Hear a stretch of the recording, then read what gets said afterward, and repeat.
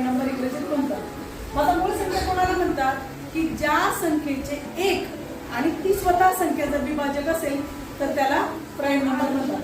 आता बघा हा जो 2 आहे, हा 2ला कोण भाग देऊ शकतो? 1 देऊ शकतो आणि ती स्वतः संख्या म्हणजे 2 देऊ शकतो. आता आपण 11 बघू. 11 कोणाच्या पाड्यात आहे का? नाही. याला भाग 1 देऊ शकतो आणि 11च देऊ शकतो. म्हणजे ज्या संख्येचे 2च विभाजक आहेत ते म्हणजे 1 आणि ती स्वतः संख्या, तर आपण प्राईम नंबर म्हणू शकतो.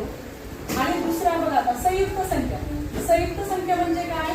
Composite number. संयुक्त संख्या म्हणजे काय? Composite number. मग आता कंपोजिट नंबर कोणाला म्हणता येईल की ज्या संख्येचे एकापेक्षा जास्त विभाजक असतात. विभाजक म्हणजे काय? भाग देणारी संख्या.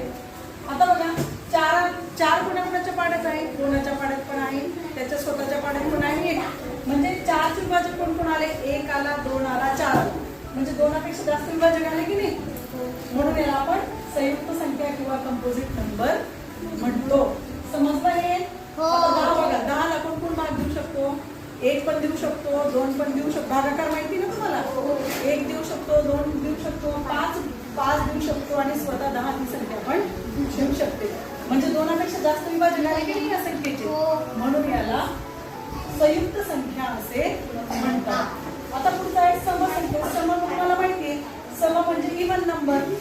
इव्हन नंबर आता ज्या संख्येच्या एकच स्थानी 0, 2, 4, 6, 8 असेल ती संख्या काय असते? सम असते. आता पुढे बघा विषम संख्या. विषम संख्या म्हणजेच ऑड नंबर. विषम संख्या म्हणजे काय?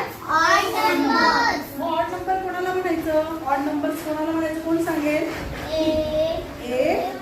ज्या संख्येच्या एकच स्थानी 1, 3, 5, 7, 9 असतील तर त्या संख्या आपण काय म्हणूया? ऑड नंबर किंवा विषम संख्या. आता पुढचा आहे अपरिमेय संख्या. आता इथे आपण वाचलं होतं बघा, परिमेय संख्या वाचलं होतं की नाही?